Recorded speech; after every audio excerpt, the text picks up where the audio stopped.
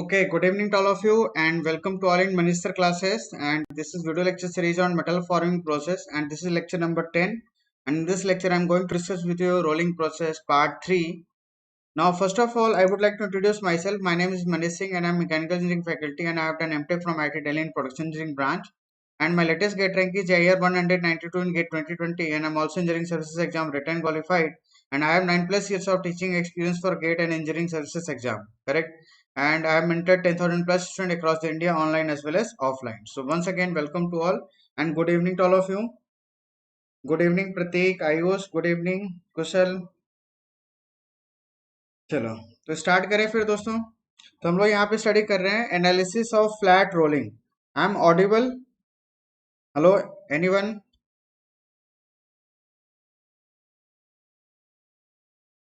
Hello.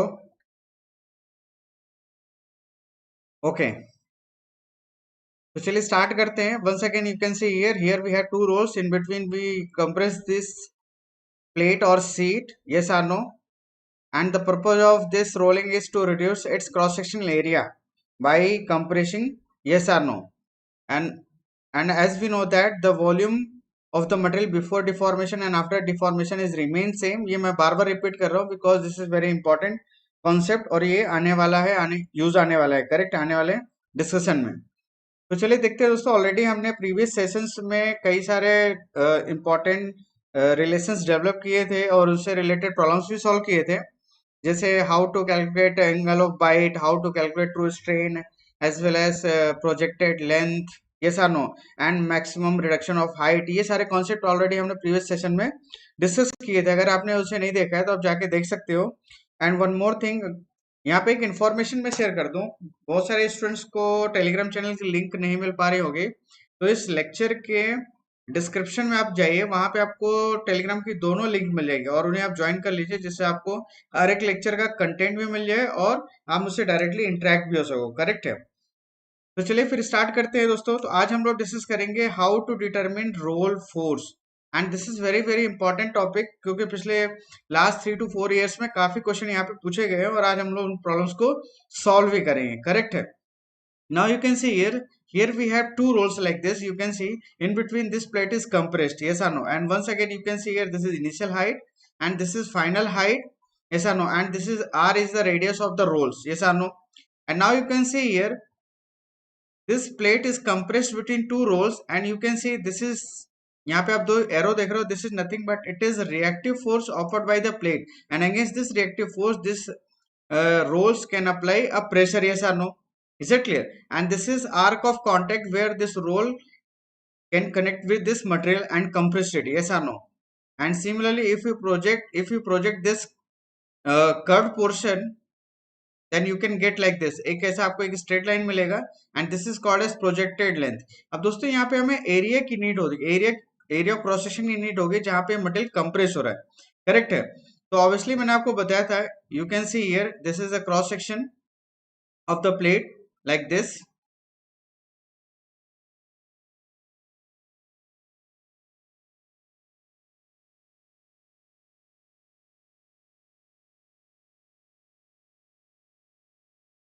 Correct. And in same manner you can see here, यहाँ पे कुछ इस तरीके का एरिया मिलने वाला दोस्तों, you can see.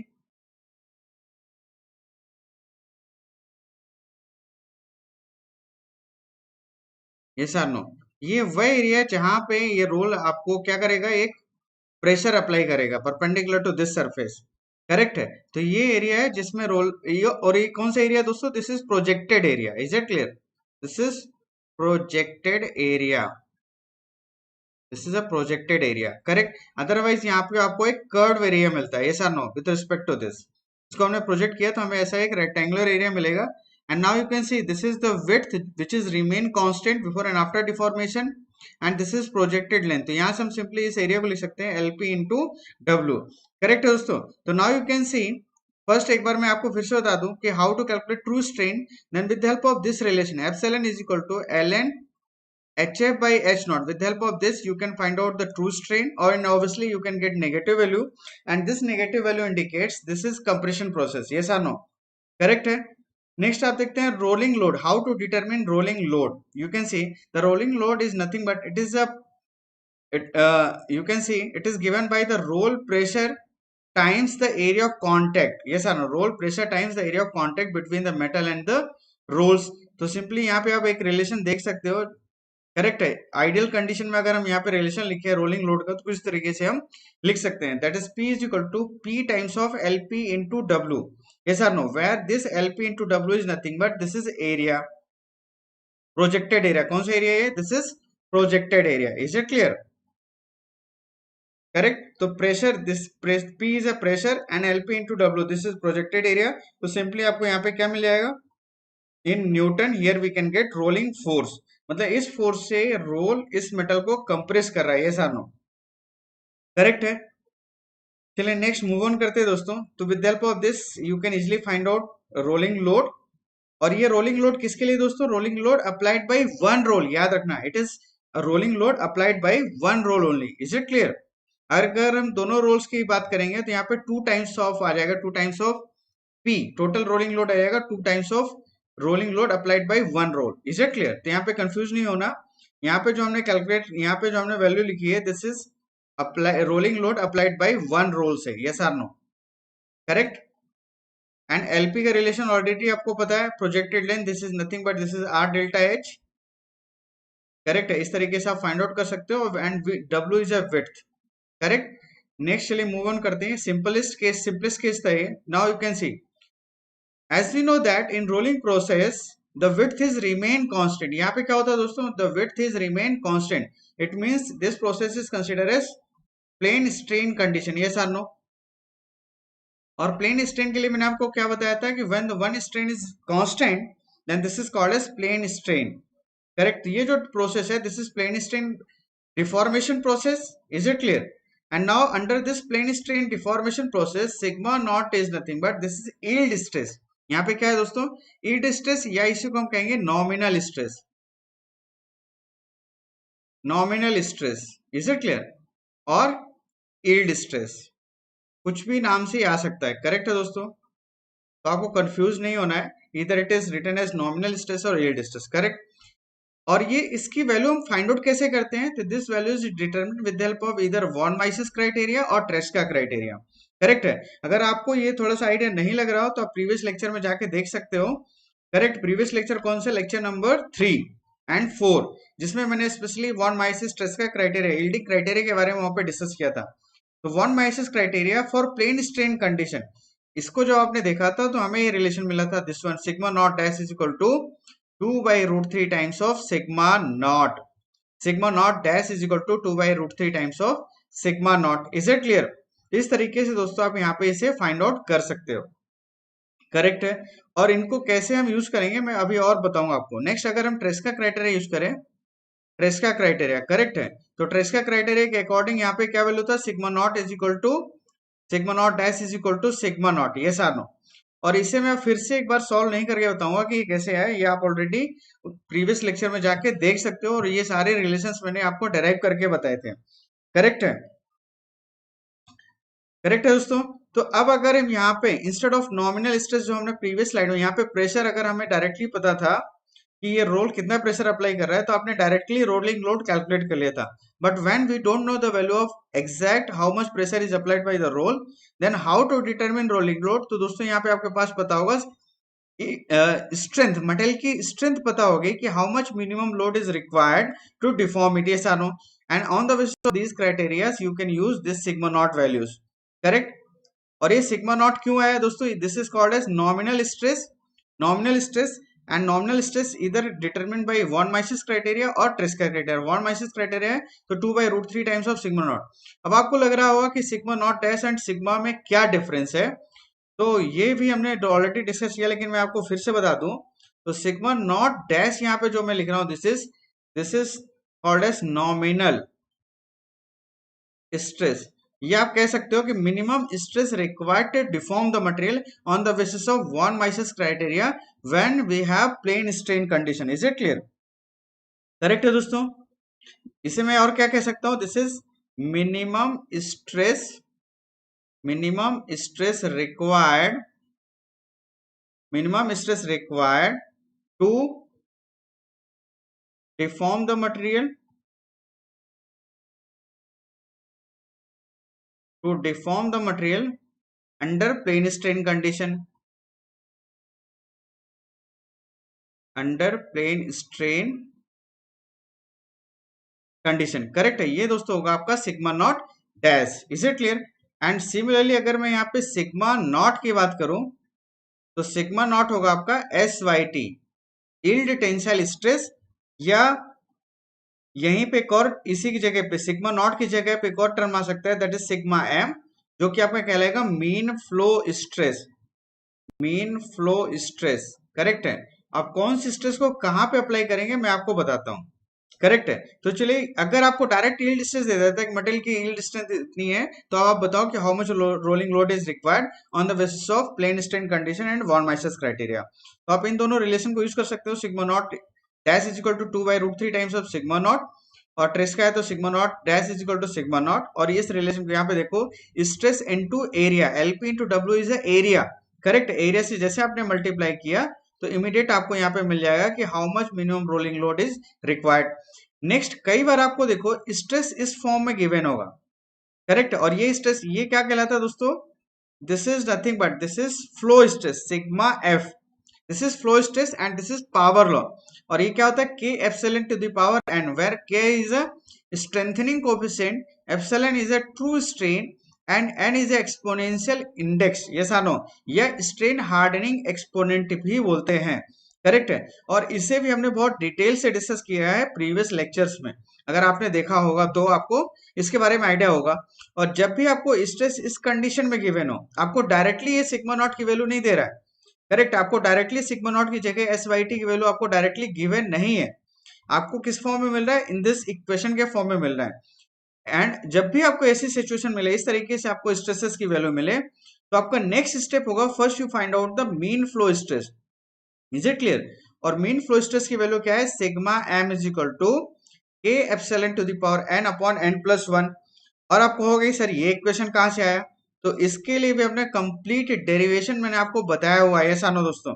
तो अब यहाँ पे देखो, अगर हम यहाँ पे वॉन माइसेस का यील्डिंग क्राइटेरिया यूज करें, तो जो हमने सिग्मा नॉट डैश की जगह हमने क्या लिखा था? 2/√3 टाइम्स ऑफ सिग्मा नॉट. तो instead of sigma not here I am going to write sigma M. सिर्फ ये डिफरेंस होगा, बाकी सेम एज इट इज होगा. और यहीं पे अगर ट्रेस्का क्राइटेरिया हो जाता, ट्रेस्का क्राइटेरिया, तो सिग्मा नॉट डैश की जगह डायरेक्टली हम लिख देते हैं सिग्मा एम. ये सानो, ये वॉन माइसेस क्राइटेरिया का है और ये ट्रेस्का क्राइटेरिया का है. Is it clear? Tresca criteria and von Mises criteria. Is it clear? तो आई थिंक दोस्तों समझ में आ गया. जब आपको मीन फ्लो स्ट्रेस के फॉर्म में स्ट्रेस गिवन हो, तो आपको मीन स्ट्रेस कैलकुलेट करना है and then you can apply this relation. Yes और no? For finding nominal stress. Yes और नो? अगर डायरेक्टली आपको एस वाई टी की वैल्यू गिवन है, तो आपको कुछ नहीं करना, डायरेक्टली इन इक्वेशंस को यूज करना है और you just find out the nominal stresses values. Is it clear? तो आई थिंक समझ में आ गया. नहीं आया तो मुझे बता दो फटाफट. Hello, anyone? Pratik, Narendra, anyone? Rakesh, Ayush? ये समझ में आया कि नहीं दोस्तों? बोलो फटाफट, मुझे बता दो. अगर नहीं समझ में आया तो फिर बताओ, मैं एक बार फिर से एक्सप्लेन करूंगा, क्योंकि यहाँ पे बहुत कंफ्यूजन रहता है स्टूडेंट्स को. करेक्ट है. तो ये सारा कंफ्यूजन दूर करेंगे तभी जाके आपसे गेट के प्रॉब्लम्स बन पाएंगे. करेक्ट है. तो मुझे फटाफट इन्फॉर्म करो, बताओ कि ये समझ में आया कि नहीं. एनीवन? क्लियर है? Very good. करेक्ट है. तो आपने प्रीवियस लेक्चर अगर देखा होगा तो जरूर समझ में आएगा. Yes, very good Nikhil. और राकेश को नहीं समझ में आया. राकेश, आई थिंक आपने प्रीवियस लेक्चर नहीं देखा क्या? Lecture number 1 to 4, fundamental of metal forming process. अगर वहां पे नहीं देखा है तो मे भी आपको समझ में नहीं आएगा. करेक्ट है. तो कोई डरने की बात नहीं है, आप उस लेक्चर्स को देखो, आपको जरूर समझ में आएगा. ठीक है. चलिए नेक्स्ट मूव ऑन करते हैं. Next, how to calculate torque and power. Correct है दोस्तों. तो यहाँ पे देखो इस फिगर को, यहाँ पे देख रहे हो एक डॉटेड सर्कल है. यस और नो? ये एक इमेजिनरी सर्कल है जिसके रिस्पेक्ट में हम एज्यूम कर सकते हैं कि जो टॉर्क है वो इसी सर्कल के अबाउट लगने वाला है. यहाँ पे you can see the total rolling load can be assume to be concentrated at a point along the arc of contact at a distance a from the line of centers of the rolls. yes or no? यहाँ पे हम यहाँ पे assume कर लेते हैं कि जो टोटल रोलिंग लोड एक्ट हो रहा है, you can see this is the rolling load which is concentrated at the point along the arc of contact. Correct है, this is arc of contact. Correct, at a distance of a from the line of center. मतलब यहाँ पे देखो this is the center, इस center से a distance पे से एक सर्कल पास हो रहा है और इसी सर्कल के along यहाँ पे एक फोर्स एक्ट हो रहा है which is called as rolling load, और ये एक इमेजिनरी सर्कल है जिसे हमने अज्यूम कर लिया है. करेक्ट है, करेक्ट है दोस्तों. अब यहाँ पे देखो क्या करना है. First here we need to find out moment arm, the value of moment arm. R जो है यहाँ पे ए देख रहे हो, ये A is a moment arm, और ये क्या होता है दोस्तों, LP that is projected length into gamma, और इस गामा की वैल्यू क्या होगी 0.5 for hot rolling and 0.45 for cold rolling. तो ये वैल्यूज आपको याद रखनी पड़ेगी. करेक्ट है, for hot rolling these values are 0.5 for hot rolling and 0.45 for cold rolling. और इवन कई बार ये क्वेश्चन में डायरेक्टली आपको गिवन भी मिलेगा. यस आर नो, करेक्ट है. तो इस तरीके से आप यहाँ पे मोमेंट आर्म फाइंड आउट कर सकते हो दोस्तों. Moment arm, yes or no. देखो यहाँ पे मोमेंट आर्म मिल गया, that is LP times of lambda. Yes or no, sorry, yes, correct. Now अब हम कैसे फाइंड आउट करेंगे total rolling torque and power. Yes or no. तो यहाँ पे देखो, if we want to find out torque that is MT, तो torque क्या होगा, this force into perpendicular distance about this center. Yes or no. तो simple से क्या आ गया, P into A, this is the rolling torque applied by one roller. Yes or no. अगर हमें दोनों रोलर्स का कैलकुलेट करना है तो हमें इसे 2 से मल्टीप्लाई करना होगा. यहाँ पे ध्यान रखना है 2 से मैंने मल्टीप्लाई क्यों किया है, क्योंकि यहाँ पे 2 रोल्स हैं और टोटल टॉर्क यहाँ पे हम लिख रहे हैं. You can see total torque applied by both the rollers, क्योंकि दोनों रोलर इंडिविजुअली टॉर्क अप्लाई कर रहे हैं. Yes or no. तो टोटल टॉर्क क्या हो जाएगा, total torque is equal to 2 times of torque applied by one rolls. तो वन रोल जो टॉर्क यहाँ पे अप्लाई कर रहा है वो है P times of A. Yes or no, P times of A, and where A is a moment arm. Yes or no, A is a moment arm. Is it clear? तो MT is equal to आपको मिल गया 2 times of P into A. और अगर आपको एक roller का पूछता है कि rolling torque applied by one roll, तो आप सिंपली लिखोगे MT is equal to P into A only, where P is a rolling load and A is a moment arm. अब क्वेश्चन आता है कि हाउ टू कैलकुलेट P. तो P that is rolling load, इसको calculate करने के लिए मैंने प्रीवियसली स्लाइड में ऑलरेडी बताया कि कैसे हम किस तरीके से कैलकुलेट कर सकते हैं. नेक्स्ट आता है total work done. Total work done, तो वर्क डन निकालने के लिए हमें क्या करना पड़ेगा दोस्तों, work done is nothing but this is total force into displacement. Yes or no, this is called as work done. Yes or no. यहाँ पे क्या हो रहा है, in one revolution the total displacement is equal to the circumference of this imaginary circle. yes or no, इस imaginary circle का एक circumference होगा. करेक्ट है. तो यहाँ पे अगर दोस्तों मैं वर्क डन निकालूंगा तो P that is force times of total length travelled in one revolution, that is 2 pi A. इस सर्कल के सर्कमफ्रेंस की लेंथ क्या होगी, 2 pi A. Yes or no, where A is the radius of the circle, जिसे हमने moment arm कहा है. Yes or no.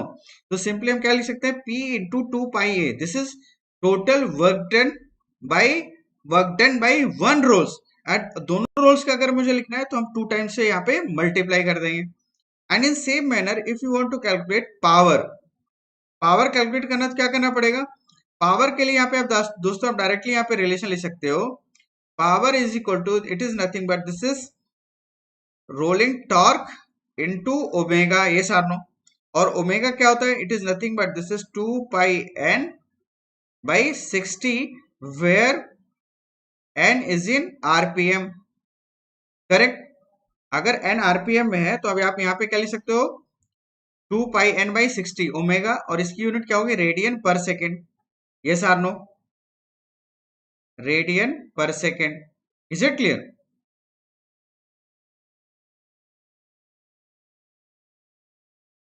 यहां पे फिर से लिख देता हूं, this is radian per second. और यहां पे जरूर याद रखना, when n is in RPM, जब आपका स्पीड RPM में हो. करेक्ट है. तो MT इंटू ओमेगा लिख सकते हैं डायरेक्टली. एक तो ये आपके पास ये डायरेक्ट रिलेशन है, और ये आपको ऑलरेडी पता है, टॉर्क इंटू ओमेगा आपको पावर देता है इन रोटेशन. करेक्ट है. और यहाँ पे देखो क्या लिखा है, और ये किसके लिए, this is power by one rolls. One roll में कितना पावर लग रहा है वो है। अगर टोटल पावर आपको कैलकुलेट करना है तो 2 से मल्टीप्लाई करना पड़ेगा, करेक्ट। और अदरवाइज हम यहाँ पे क्या लिख सकते हैं, P इंटू 2A। पावर क्या होता है, power is nothing but this is work done per second. Power is nothing but work done per second, correct है। या work done in, work done per revolution, that is called as power. तो यहाँ पे this is a power, total work done, ये सानो ये work done है। अगर मैं इसमें स्पीड से मल्टीप्लाई कर दूंगा तो क्या मिल जाएगा दोस्तों, मुझे यहाँ पे पावर मिल जाएगा। तो इन दोनों तरीके से आप कैलकुलेट कर सकते हैं। इधर you can calculate with help of this relation by multiplying this torque into omega और by this, yes or no, work done into speed, yes or no. तो दोनों ही तरीके से आप फाइंड आउट कर सकते हो। Is it clear? एनीथिंग? अब दोस्तों आप मुझे बताओ, यहाँ पे किसी कोई डाउट है क्या? एनीवन? और ये वैल्यू याद रखना पड़ेगा आपको, lambda is equal to 0.5 for hot rolling, lambda is equal to 0.45 for cold rolling. Is it clear? और मे भी क्वेश्चन में मिल सकता है, मे भी क्वेश्चन में आपको गिवन ना हो, करेक्ट है। अब आती है क्वेश्चन की बारी दोस्तों, करेक्ट है। इतने रिलेशन मोर देन इनफ है, इससे आपके गेट से सारे क्वेश्चन बन जाएंगे जो मैंने प्रीवियस क्लासेस में बताए थे और आज बताया, करेक्ट है। और हमने काफी क्वेश्चन प्रीवियस क्लास में भी किए थे और आज हम लोग क्वेश्चन करने वाले हैं। Now you can see GATE 2008 का क्वेश्चन है, बहुत अच्छा क्वेश्चन है। चलिए इसको ट्राई करते हैं। In a single pass rolling a 20 millimetre thick plate. चलो यहाँ पे हम लिखते हैं सोल्यूशन, करेक्ट है। क्या कह रहा है कि 20 millimetre thick plate means H not is given, that is 20 millimeter, yes or no, with a plate width of 100 millimeter. Here W is given, that is 100 millimeter। और आप लोग भी मेरे साथ सॉल्व कर सकते हो, करेक्ट है दोस्तों। Is reduce to 80 millimetre, height reduce करके कितना बन गया यहाँ पे दोस्तों, H F is equal to 18 millimeter। The roll radius is 250 millimeter, capital R equal to 250 millimeter, and rotational speed is 10 rpm, means capital N is given, that is 10 rpm. The average flow stress for the plate is 300 megapascal। मतलब यहाँ पे आपको sigma M की value directly given है, that is 300, जो कि हम calculate कर सकते थे किसके थ्रू दोस्तों, व्हेन फ्लो स्ट्रेस के फॉर्म में अगर क्वेश्चन गिवन होता, स्ट्रेस की वैल्यू गिवन होती तो। यहाँ पे डायरेक्टली आपको मिल गया तो no issue, sigma M directly मिल गया और इसी को आप सिग्मा नॉट भी कह सकते हो। The power required for the rolling operation in kilo watt, ये तो क्वेश्चन गिवन है। अब आपको फाइंड करना है, यहाँ पे लिखो find to, here you need to find out power in kilowatt, power in kilowatt, yes or no. तो देखो यहाँ पे पावर कैसे हम कैलकुलेट करेंगे, तो रोलिंग फोर्स अगर आपको याद हो रिलेशन, तो rolling force is nothing but it can be written as, क्या लिखेंगे दोस्तों हम,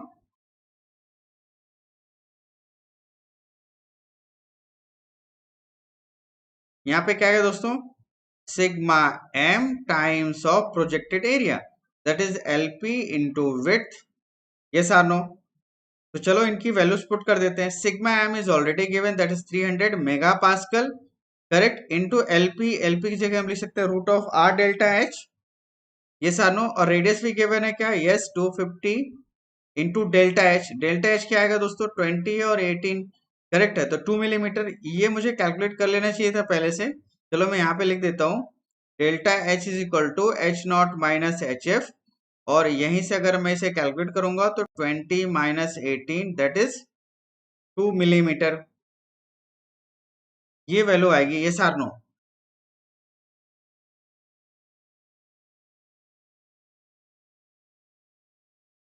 करेक्ट। यहां से मिल गया डेल्टा एच, तो एलपी इंटू डब्ल्यू, डब्ल्यू क्या गिवन है दोस्तों, W is nothing but this is width 100 millimetre. तो यहाँ से आप मुझे बता सकते हो how much rolling load will be obtained, anyone? Root of R delta H 250 into 2 into 100,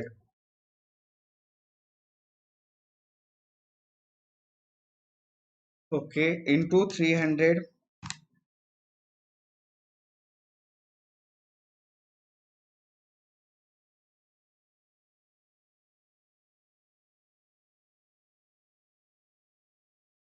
और यहाँ पे ब्रैकेट लगा देता हूँ जिससे गलती ना हो, करेक्ट है। तो यहाँ पे प्रोजेक्टेड लेंथ है आपका 256,708 न्यूटन। चलो चेक करते हैं Nikhil. 250 into 2 that is 500, 22 into 100 into 300।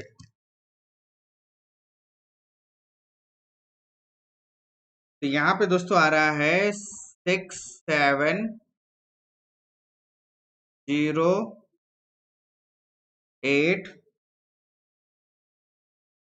20.39 Newton.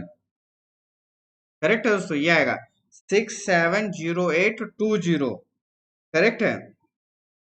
मतलब क्या आएगा दोस्तों, अगर मैं इसे किलो न्यूटन में लिखूं तो 670.82 किलो न्यूटन आएगा। करेक्ट। चलो, तो ये हमें रोलिंग लोड मिल गया। अब पावर क्या होता है दोस्तों? Power is nothing but it is simply written as, yes Pratik, correct, power is nothing but this is equal to क्या आएगा दोस्तों? Rolling load into tangential velocity of the material. ये सिंपली हम लिख सकते हैं आर इंटू ओमेगा। ऐसे लिख सकते हैं क्या? Hello, anyone?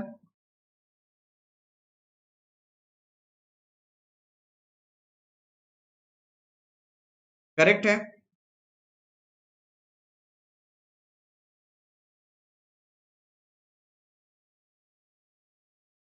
ओके,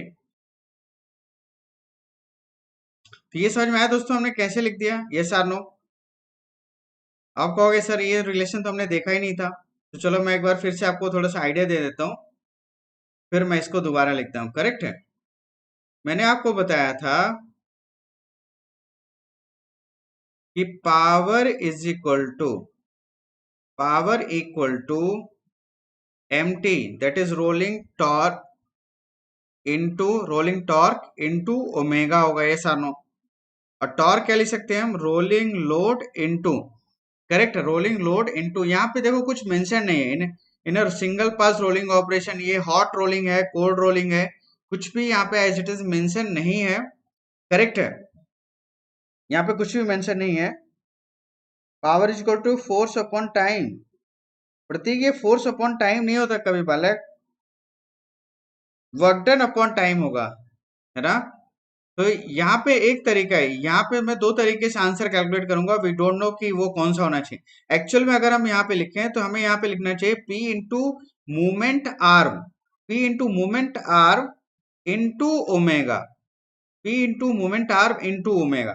ये एक्चुअली हमें क्या मिलेगा दोस्तों? यहाँ से P into a movement arm हो गया torque, M T into omega. Yes or no, correct है। इस तरीके से पहले हम निकालते हैं, और फिर मैं आपको जो P into R into W लिखा था उससे निकालेंगे, जिससे भी आंसर मैच करेगा हम यहाँ पे मैच करा देंगे। करेक्ट है। यहाँ पे देखो एक्चुअल होना तो यही चाहिए जो मैं अभी बता रहा हूँ। ए इज इक्वल टू क्या होगा?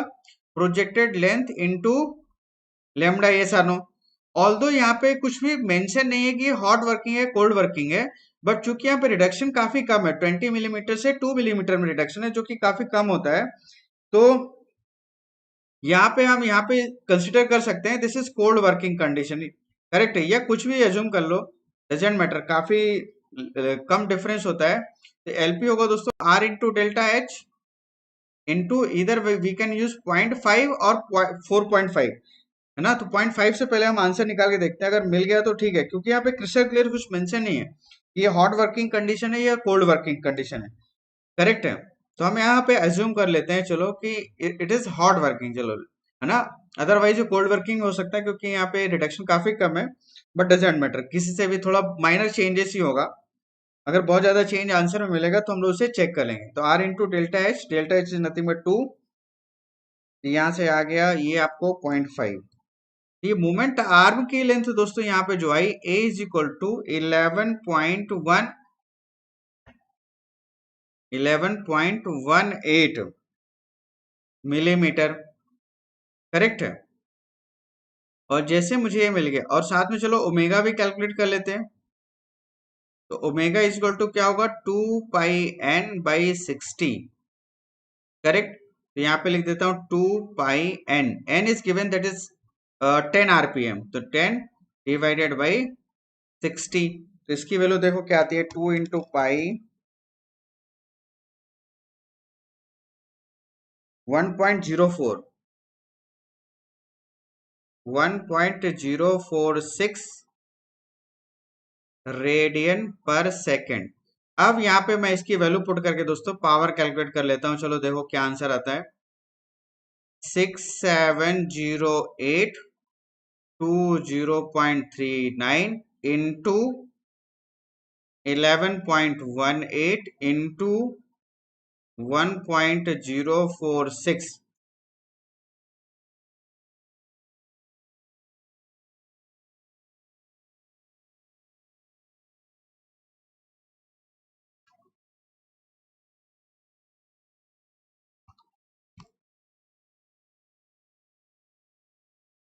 और यहाँ पे देखना ये मिलीमीटर में है, तो मुझे इसे मीटर में कन्वर्ट करना पड़ेगा। तो 10⁻³ से मल्टीप्लाई कर देते हैं, क्योंकि न्यूटन मीटर पर सेकेंड ये आपका बनेगा वॉट। और उसमें 1000 से थाउजेंड्स और मल्टीप्लाई कर दोगे तो बन जाएगा किलोवाट। यहाँ पे इज इक्वल टू आ गया power is equal to 7 point, या ऐसे लिख देते हो 7849.76 वॉट। Yes or no. और इसमें अगर मैं थाउजेंड से और डिवाइड कर दूं तो किलोवाट मिल जाएगा दोस्तों। ये पावर मिला आपको 1 रोल का। Yes or no, power given by 1 roll. Is it clear? अब आपको टोटल पावर लिखना है, तो टोटल पावर क्या रहेगा? क्योंकि यहाँ पे देखो 1 रोल्स का पावर किसी भी ऑप्शन में गिवन नहीं है, तो टोटल पावर ही यहाँ पे पूछा जा रहा है। अदरवाइज यहाँ पे ऐसा कुछ लिखा नहीं है, बट यहाँ पे क्रिस्टल क्लियर ये मेंशन किया है the power required for the rolling operation, मतलब टोटल पावर की बात कर रहा है। तो सिंपली मैं लिख सकता हूँ power given by 1 roll into 2। तो दोनों रोलर्स का मैं यहाँ पे पावर मिल जाएगा, इंटू 2 कर देता हूँ दोस्तों, डिवाइडेड बाई 1000। तो ये मुझे आंसर मिलता है, इन किलोवाट में आंसर दे रहा हूँ दोस्तों, 15.69 किलोवाट। तो आई थिंक आप लोगों का भी दोस्तों यही आंसर आ रहा है, टोटल पावर। करेक्ट? तो ये इस तरीके से दोस्तों आप यहाँ पे कैलकुलेट कर सकते हो पावर। ये सानो 15.2, अब यहाँ देखो 15.69 है और यहाँ पे 15.2 है। तो मैंने कहा था ना लिटिल बिट डिफरेंस आएगा अगर हम हॉट रोलिंग की जगह कोल्ड रोलिंग या वाइस वर्सा यूज कर लें। अब यहाँ पे आप 0.5 की जगह 0.45 भी आप यूज कर सकते हो, उससे में भी हो सकता है कि एग्जैक्ट 15.2 वैल्यू यहाँ पे मिल जाए। करेक्ट है? तो ऑल्दो आप देखो यहाँ पे जो 15.2 है इसके नियर बाई ये वैल्यू है, तो ऑब्वियसली यही आंसर होना चाहिए और कोई भी वैल्यू इसके आसपास नहीं है। करेक्ट? तो इस तरीके से हम यहाँ पे इसका आंसर कह सकते हैं, this is nothing but here we can say power sorry the correct answer is 15.2 kilowatt, that is option A. Correct? Yes Kushal. तो आई थिंक ये समझ में आ गया निखिल। चलिए नेक्स्ट मूव ऑन करते हैं। A 200 millimeter to GATE 2021 का क्वेश्चन है। A 200 millimeter wide plate having thickness 20 millimeter is fed through a rolling mill with 2 rolls. The radius of each, अरे हाँ one more thing यहाँ पे मैं लिखते चलता हूँ, मैं भूल जाऊंगा क्या क्या डेटा गिवन है। थिकनेस गिवन है, that is initial thickness, that is h naught is equal to 20 mm, is fed through a rolling mill with 2 rolls. The radius of each rolls is 300 mm. The plate thickness is to be reduced to 18. यहाँ पे given है HF again, लगभग previous question जैसा ही ये question है। 18 millimetre in one pass using roll speed of 50 RPM। यहाँ पे n दोस्तों यहाँ पे दिया हुआ है 50 RPM। The strength coefficient K of the work material flow curve is 300। Again यहाँ पे सिग्मा दिया हुआ है, ये क्या दिया हुआ? यस के, ये स्ट्रेंथनिंग कोफिशिएंट दिया हुआ एक्चुअली। तो मैं आपको यहाँ पे रिलेशन बता दूं, डायरेक्ट रिलेशन के फॉर्म में लिखेंगे, sigma F is equal to K epsilon to the power N. Correct है? और इस फॉर्म में अगर मैं लिखूं तो यहाँ पे के की वैल्यू गिवन है 300 मेगापास्कल इनटू एप्सिलॉन हमें फाइंड आउट करना है N. Strain hardening exponent N की वैल्यू गिवन है 0.2, तो एप्सिलॉन टू द पावर 0.2 यहाँ पे इस तरीके से लिख सकता हूँ। The coefficient of friction between the rolls and the plate mu is given, that is 0.1.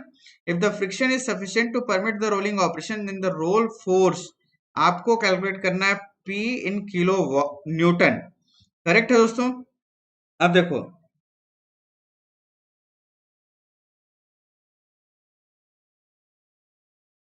Correct है. चलो यहाँ पे आप देखते हैं. वन सेकेंड दोस्तों, आपको क्या कैलकुलेट करना है? Rolling load P. तो रोलिंग लोड P क्या होता है? Sigma N, mean flow stress into area, that is projected length into width. Correct है. यहाँ पे देखो विड्थ गिवन है का, एनीवन? 200 mm वाइड पहले ही दिया था, मैंने इसको नहीं लिखा, यहाँ पे लिख देता हूँ. Width is equal to 200 millimetre is given. Yes or no? LP projected length पता करना और सिग्मा एम पता करना. तो चलो सबसे पहले प्रोजेक्टेड लेंथ अगर हम फाइंड आउट करें, तो यहाँ पे आपको लिखना होगा दोस्तों R into delta H, and delta H is already given, that is H not minus H F. और यहाँ पे दोस्तों हो जाएगा 20 minus 18, that is 2 millimetre.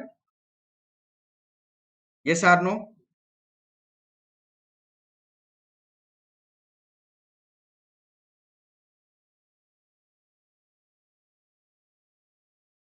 Twenty minus 18, this is equal to 2 mm. Delta H आ गया. करेक्ट है दोस्तों. अब यहाँ पे प्रोजेक्टेड लेंथ की वैल्यू चलो पुट कर देते हैं. प्रोजेक्टेड लेंथ फाइंड आउट कर लेते हैं. रेडियस इज गिवन, और एक बार चेक कर लो, रेडियस ये है ना 300 millimetre. Yes, the radius of each rolls is 300. Okay, ये जरूर चेक कर लेना, कई बार डायमीटर के फॉर्म में गिवन होगा दोस्तों, है ना. तो एरर ना हो उससे पहले आप उसको क्रॉस चेक जरूर करो फाइनल कैलकुलेशन करने से पहले. करेक्ट है. यहाँ पे दोस्तों क्या आ जाएगा? Square root of 600. इसकी वैल्यू आती है 24.49. Projected length 24.4948. यहाँ पे मैं 4 डिजिट तक लिखूंगा क्योंकि ये हमेशा अब आंसर लेगा कहाँ तक? Round of the nearest integer भी करना है, और 3 डिजिट तक आपको करेक्ट आंसर देना है. ये प्रोजेक्टेड लेंथ मिल गया दोस्तों. करेक्ट. अब आपको एलपी पता है, विड्थ पता है, अब सिग्मा एम नहीं पता. तो चलो सिग्मा एम देखते हैं. तो सिग्मा एम का रिलेशन आपको मैंने बताया था, याद हो, a epsilon to the power n upon n plus 1, where epsilon is a true strain. Epsilon is a true strain and it can be written as like this: ln h naught by hf. Although sorry, hf by h naught यहाँ पे लिखना है दोस्तों. Correct. तो देखो क्या आता है ये ln hf is given, that is 18 by 20. और इसको जब सॉल्व करोगे तो ये नेगेटिव वैल्यू आएगा. Yes or no? ln 18 by 20, ये माइनस 0.1053, ये माइनस आएगा, बट यहाँ पे हम इसको पॉजिटिव वैल्यू को कंसीडर करेंगे फॉर फर्दर कैलकुलेशन. करेक्ट. क्योंकि ये पॉजिटिव नेगेटिव सिर्फ बताता है कि ये कंप्रेशन है या एक्सपेंशन है. ये स्ट्रिंग वैल्यू मिल गई. अब चलिए मीन फ्लो स्ट्रेस हम कैलकुलेट कर सकते हैं. यहाँ पे देखो k की वैल्यू है 300, एप्सिलॉन मिल गया, दैट इज 0.1053, और एप्सिलॉन n की वैल्यू है 0.2 divided by 0.2 plus 1. Yes or no? और यहां से आप सॉल्व करो, देखो क्या आता है इसकी वैल्यू.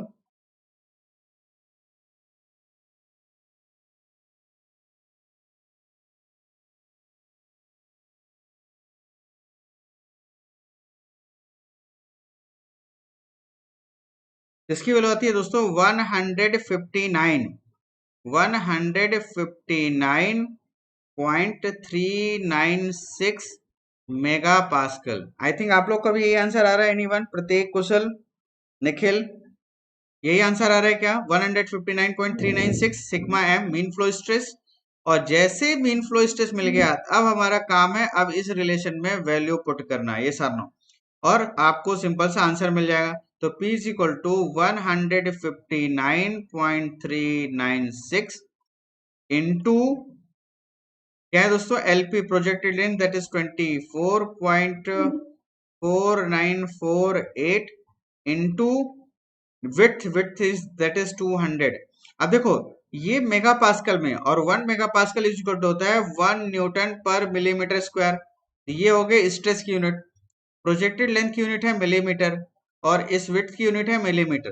ये कैंसिल आउट हो जाएंगे इस मिलीमीटर स्क्वायर से, तो ये आपको आंसर मिलेगा न्यूटन में, यस आर नो। और इंटू 10⁻³ से मल्टीप्लाई कर देना, तो ये आपको मिल जाएगा किलो न्यूटन में। ये चलो बाद में इसको देखते हैं, पहले न्यूटन में कैलकुलेट कर लो। इंटू 24, यस प्रतीक, वेरी गुड, 4948 इंटू 200। आपको आंसर किस में देना, किलो न्यूटन में, यस। तो 10⁻³ से डिवाइड कर रहा हूं मैं, तो यहाँ पे जब सॉल्व करोगे दोस्तों, करेक्ट है। और ये चलो मैं डायरेक्टली मल्टीप्लाई कर दूं, आप कंफ्यूज तो नहीं हो गई? ये -10⁻³ से मल्टीप्लाई करें, जिससे हमें ये यूनिट मिल जाए किलो न्यूटन में, यस आर नो। तो यहाँ से सॉल्व करने से हमें यहाँ पे आंसर मिल रहा है 780.87 किलो न्यूटन। तो दोस्तों आपका भी यही आंसर आ रहा है क्या, एनीवन? मैं एक बार चेक भी कर लेता हूँ प्रीवियस।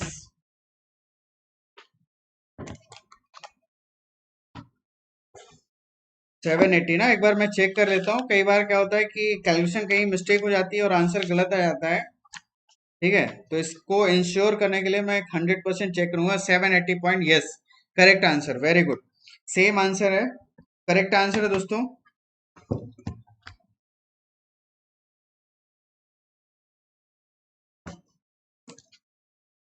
सबका आंसर आ गया, चलो वेरी गुड। तो आई थिंक समझ में आ गया दोस्तों कैसे इस प्रॉब्लम को प्रोसीड करना है। आप देखो क्वेश्चन बहुत बड़ा भारी दिख रहा है और आपको लगेगा कि कितना बड़ा भारी सोल्यूशन होगा। यहाँ पे देखो मैंने एक एक स्टेप आपको बताए, इसलिए ये सोल्यूशन देखने में काफी ब्रॉड लग रहा है। अदरवाइज ये कंप्लीट सोल्यूशन 1 और 2 स्टेप्स में हम लिख सकते थे, एक ही स्टेप में इवन आंसर आ जाता। बट आपको ऐसे नहीं करना है, आपको सेम यही प्रोसीजर फॉलो करनी है जो मैंने की है। एक एक स्टेप फॉलो करिए, करेक्ट है। और प्रॉपरली चेक करते रहिए, क्योंकि यहाँ पे देखो ये डेटा एंट्री टाइप क्वेश्चन था, यहाँ पे आपके पास ऑप्शन नहीं था ऑप्शन चेक करने का, मिलाने का ऑप्शन, करेक्ट है। तो हर एक स्टेप में जब आप कैलकुलेशन करो तो प्रॉपरली आप देखो कि जो वैल्यू पुट कर रहे हो वो प्रॉपर पुट कर रहे हो कि नहीं, करेक्ट है। और एक एक स्टेप आप ध्यान से चलो तो आपको 100% सिंगल अटेम्प्ट में ही करेक्ट आंसर मिल जाएगा, ठीक है दोस्तों। चलिए नेक्स्ट प्रॉब्लम की तरफ मूव ऑन करते हैं। Again this question belongs to GATE 2021, 2 marks का क्वेश्चन फिर से है ये। चलिए देखते हैं। The thickness, width and length of the metal slabs are, यहाँ पे मैं लिख देता हूँ, चलो साथ में लिखते चलो, नहीं तो भूल जाऊंगा मैं। द थिकनेस मतलब H0 equal to 50 millimetre, width that is W is equal to 250 millimetre, and length capital L nought, ये सब क्या है, ओरिजिनल है, original length, original width, original height, that is 3600 millimetre respectively. A rolling operation on the slab reduces the thickness. यहाँ पे बोल रहा है कि जो HF है इसकी थिकनेस रिड्यूस हुई 10% से, तो रिमेनिंग कितना बचा दोस्तों, तो 10% रिडक्शन है, तो सिंपली मैं लिख सकता हूँ 0.9 टाइम्स ऑफ H0। ये वह थिकनेस है जो अभी रिमेनिंग बची हुई है आफ्टर रिडक्शन। 10% रिड्यूस हो गया तो रिमेनिंग कितना बचा, 90%। तो 0.9 टाइम्स ऑफ H0 डायरेक्टली लिख सकता हूँ। विड्थ नॉट, विड्थ एफ तो सेम रहेगा जो विड्थ है, क्योंकि प्लेन स्ट्रेन कंडीशन होती है हमेशा। अब आपको पता करना है कि एल एफ, यहाँ पे क्वेश्चन कह रहा है एंड इंक्रीजिंग, और no no no, this width is not constant. इस क्वेश्चन में यहाँ पे गूगली ध्यान देना, आंख मूंद के मत कंसीडर कर लेना। यहाँ पे क्वेश्चन कह रहा है increase the width by 3%, 3% width increase हो रहा है। तो यहाँ पे क्या आएगा दोस्तों, 1.03 टाइम्स ऑफ ओरिजिनल विड्थ। यहाँ पे विड्थ कांस्टेंट नहीं है, विड्थ चेंज हो रहा है। और कितना चेंज हो रहा है, 3% इंक्रीज हो रहा है, तो मैं सिंपली लिख सकता हूँ 1.03, करेक्ट है। 1 प्लस इंक्रीज कितना हुआ, 0.3% हुआ, इसका मतलब 03, 3 डिवाइडेड बाई 100 कर दो, ये आर नो। समझ में आया ना कैसे लिख दिया मैंने ये 1.03। 1 तो ओरिजिनल है, इंक्रीज कितना हुआ, 3% इंक्रीज हुआ, तो 3/100, इस तरीके से। अब जब इसको लिखोगे तो क्या आएगा, 1.03 तो आएगा, ऐसा नो, तो यहाँ पे मैंने डायरेक्टली लिख दिया, करेक्ट। चलिए नेक्स्ट, अब आपको क्या करना है, देखो यहाँ पे आगे question, the length of the rolled slab is in millimetre. आपको फाइनल लेंथ पता करनी है। तो बहुत ही सिंपल क्वेश्चन है, आपको सिर्फ अप्लाई करना है volume constancy, law of volume constancy. ये कहता है कि volume before deformation that is V nought is equal to volume after deformation. ये क्या आएगा दोस्तों, वॉल्यूम क्या होगा, H nought into width into final length L nought, and this is equal to क्या आएगा दोस्तों, HF into WF into LF, yes सानो। तो सिंपल से यहाँ पे LF क्या आ जाएगा, LF is nothing but this is H nought into W not into L not divided by HF into WF। यहाँ पे इनकी वैल्यूज पुट कर देते हैं तो आपको आंसर मिल जाएगा, yes or no. LF is equal to H nought क्या है दोस्तों, 50 मिलीमीटर इंटू W नॉट कितना है, 250 millimetre. And what about it's initial length that is 3600 divided by HF 0.9 times of H not that is 50 into WF क्या है यहाँ पे 1.03 into 250 W not, ये सामने। यहाँ पे देखो ये 50 और ये 50, ये 250 और ये 250 कैंसिल आउट हो गया, तो फाइनल सा LF क्या बचा, यहाँ पे देखो इसकी वैल्यू देखो क्या आती है, let me check, 3600 divided by 0.9 divided by 1.03, ये 3883 दोस्तों, यहाँ पे ये वैल्यू आ रही है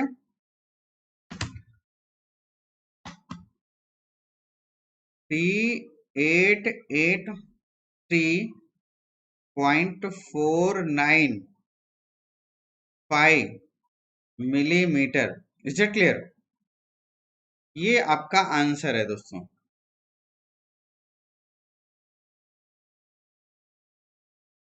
correct, 3883.4595, yes very good, this is the correct answer. तो आई थिंक समझ में आ गया दोस्तों, ये जो मैं बार बार आपको बता रहा था ना, वॉल्यूम कॉन्स्टेंसी वॉल्यूम कॉन्स्टेंसी, ये बार बार वॉल्यूम इनिशियल फाइनल सेम होता है। देखो क्वेश्चन गेट 2021 में आ ही गया था इससे क्वेश्चन, ठीक है ना, तो आपको सतर्क रहना है। करेक्ट, नेक्स्ट क्वेश्चन देखो, I strip of thickness 40 millimetre is to be rolled to thickness 20 millimetre. चलिए लिखते चलते हैं हम यहाँ पे सोल्यूशन के साथ साथ। आई स्ट्रिप है जिसकी थिकनेस कितनी है, H nought is equal to 40 millimetre, और आज का सेशन थोड़ा बड़ा हो सकता है दोस्तों, 10 to 15 मिनट्स एक्स्ट्रा लगेंगे, लेकिन आज हम इस रोलिंग प्रोसेस को कंप्लीट कर लेंगे, ठीक है। H nought is equal to 40 millimetre and HF is equal to, देखो यहाँ पे 20 मिलीमीटर है। A strip of thickness 40 millimeter is to be rolled to a thickness of 20 millimeter using a two high mills. Two high mills use करें, having roll diameter 200। अब यहाँ पे देखो ये रेडियस नहीं है, ये डायमीटर है, this is 200 millimetre. Coefficient of friction and arc length in respectively, और ये टॉपिक ऑलरेडी कल हमने कवर कर लिया था, लेकिन क्वेश्चन गेट 2021 का, इसलिए हम लोग फिर से देखते हैं। करेक्ट है, तो यहाँ पे दोस्तों कोफिशिएंट ऑफ फ्रिक्शन निकालना है, तो mu square into R equal to delta H. कल मैंने आपको ये रिलेशन बताया था, तो सिंपल से यहाँ पे आप लिख सकते हो mu is equal to square root of delta H by R, yes or no. और यहाँ पे देखो डेल्टा एच की वैल्यू क्या आएगी, देखो delta H is nothing but this is H not minus HF, और इसकी वैल्यू कितनी है दोस्तों, 40 माइनस 20, यहाँ पे डेल्टा एच की वैल्यू मिल गई 20, ये सारनो। और यहाँ पे डायमीटर 200 है, तो रेडियस कितना होगा, half of the diameter that is 100 millimetre. अब यहाँ पे वैल्यू फॉर्मूला में वैल्यू पुट कर दे दोस्तों, 20 डिवाइडेड बाई 100 स्क्वायर रूट, ये मुझे बता सकते हो इसकी वैल्यू क्या आएगी, 20 divided by 100 square root of this, तो 0.447। करेक्ट, आई थिंक यही आ रहा है आंसर दोस्तों, 0.4472। करेक्ट, तो ये मिल गया आपको कोफिशिएंट ऑफ फ्रिक्शन। नेक्स्ट आपको पता करना है arc length, that is projected arc length that is LP, ये होगा दोस्तों R into delta H. Correct है, तो इसमें इनकी वैल्यू पुट कर दो तो आंसर मिल जाएगा। And most of the time जो क्वेश्चन पूछा जाता है इस प्रोजेक्टेड लेंथ से ही पूछा जाता है, सॉरी जो स्टार्टिंग में हमने देखा था ना प्रीवियस सेशन में, projected length, angle of bite, correct है। Maximum reduction, coefficient of friction, ये क्वेश्चन मैक्सिमम टाइम्स पूछे जाते हैं। और अभी कुछ 2-3 सालों में ट्रेंड स्टार्ट हुआ जिसमें रोलिंग लोड वगैरह फ्रिक्वेंटली पूछ रहे हैं। पहले ऐसा नहीं पूछा जाता था, बहुत रेयर क्वेश्चन होता था जो लोड या पावर से रिलेटेड होता था, करेक्ट। लेकिन अभी फ्रिक्वेंटली पूछ रहा है तो आपको छोड़ नहीं सकते हो, ईच एंड एवरी एस्पेक्ट्स को आप कवर करके रखो। और बहुत सिंपल सिंपल से आप देखोगे, छोटे छोटे रिलेशंस हैं और इजिली सॉल्व हो रहे हैं।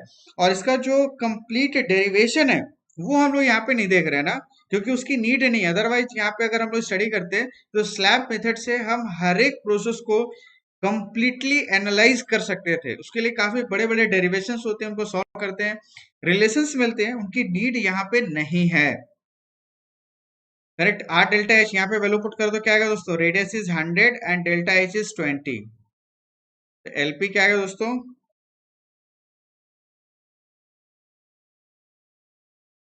44.72। ये आर नो।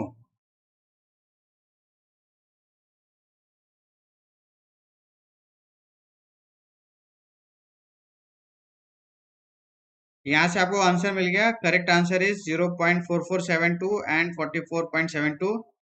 तो correct answer is option D. Yes, correct answer Pratik, very good Nikhil, correct answer. चलिए नेक्स्ट मूव ऑन करते हैं। क्वेश्चन ये है गेट 2020। अब देखो क्वेश्चन देखने में इतने बड़े भयानक से लगते हैं, बट ये बहुत सिंपल से क्वेश्चन होते हैं, ठीक है ना। आपको इनसे डरना नहीं क्वेश्चन देख के। The thickness of the steel plate with material strength coefficient, ये आपको दिया है के। और मुझे कैसे पता चला, देखो दोस्तों यहाँ पे नोट में पहले इन्होंने लिख दिया है कि average flow stress equal to material strength of the coefficient into true stress to the power n upon 1 plus n। तो अगर मैं इसी को फॉर्मूला के फॉर्म में लिखूं तो कुछ इस तरीके से लिख सकता हूँ, sigma m is equal to K epsilon to the power n upon n plus 1। It means कि here we need to find out sigma M. अब इससे रिलेटेड यहाँ पे वैल्यूज क्वेश्चन में गिवन होंगी। तो पहले ही कह रहा है कि जो स्ट्रेंथ कोफिशिएंट है दैट इज के की वैल्यू यहाँ पे गिवन है, this is 210 mega pascal, has to be reduced from 20 mm to 15 millimeter, means H not is equal to 20 mm, H F is equal to 15 mm, correct, in a single pass in a two high rolling mill with roll radius. यहाँ पे radius direct given है, ध्यान से इसे use करना दोस्तों। मैं आपको बार बार टोक रहा हूँ यहाँ पे कि इस रेडियस और डायमीटर में अक्सर गलती हो जाती है। क्वेश्चन में आपको ध्यान से देखना है कि रेडियस गिवन है या diameter. Rolling velocity is already given, मतलब जो रोलर है उसकी सरफेस वेलोसिटी गिवन है ये, that is 28 metre per minute. If the plate has a width of 200 millimeter, width is given, that is 200 millimeter, and strain hardening exponent means n is given, that is 0.25, the rolling force required for the operation F मुझे पता करना है in kilo Newton. Correct है दोस्तों। आप मुझे बता सकते हो क्या आंसर है, आप लोग भी ट्राई कर सकते हो ओन अपने तरीके से। और यहाँ पे मैं आपको सॉल्यूशन बता रहा हूँ, करेक्ट। Okay let's see. अब आपको पता होगा कि rolling force F is equal to होगा क्या दोस्तों, क्या होगा ये, mean flow stress into projected length into width, correct. अब मुझे सिग्मा m पता करना है, तो मीन फ्लो स्ट्रेस का रिलेशन पहले से ही गिवन है, k epsilon to the power n upon n plus 1। अब इसके लिए मुझे ट्रू स्ट्रेन चाहिए, तो true strain is equal to हमें रिलेशन पता होता है दोस्तों, ln hf by h not, ln hf by h not, ये हमारे पास रिलेशन पहले से ही पता होता है। Now you can C hf is given, hf is nothing but this is 20, sorry 15 not 20, 15 by 20। And once again यहाँ पे देखो आप, इसकी वैल्यू नेगेटिव आएगी, बट हमें इस नेगेटिव वैल्यू से कोई इंटरेस्ट नहीं है, we only consider its magnitude because the negative sign indicates it is a compressive process. 0.2876, मैं 4 डिजिट तक यहाँ पे वैल्यू कंसीडर करूंगा और यहाँ पे लिख देता हूँ ब्रैकेट में कंप्रेशन, यस आर नो। तो जैसे ही स्ट्रेन मिल गया तो देखो मीन फ्लो स्ट्रेस अब हम निकाल लेते हैं। K is already given, that is 210, into epsilon, that is 0.2876 to the power n is nothing but this is 0.25 divided by 1 plus 0.25। तो यहां से आपको मेन फ्लो स्ट्रेस की वैल्यू मिल जाएगी दोस्तों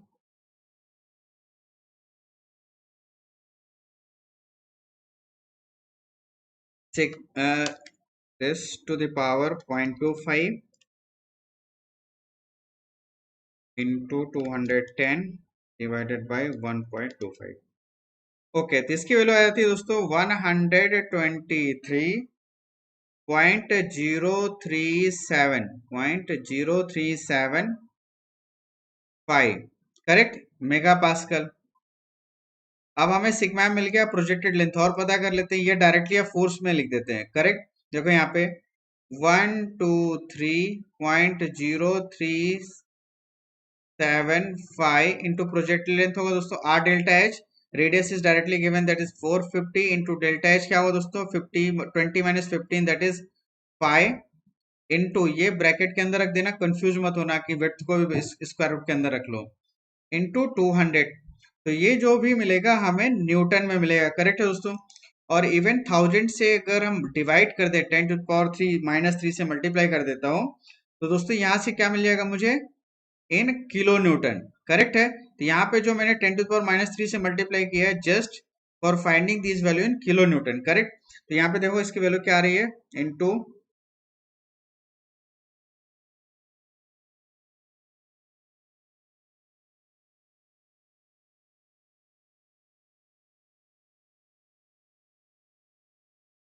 ये दोस्तों आ रहा है 1167.236 किलो न्यूटन। तब आप मुझे बताओ क्या आप लोगों का भी यही सेम आंसर आ रहा है क्या? Anyone? Hello?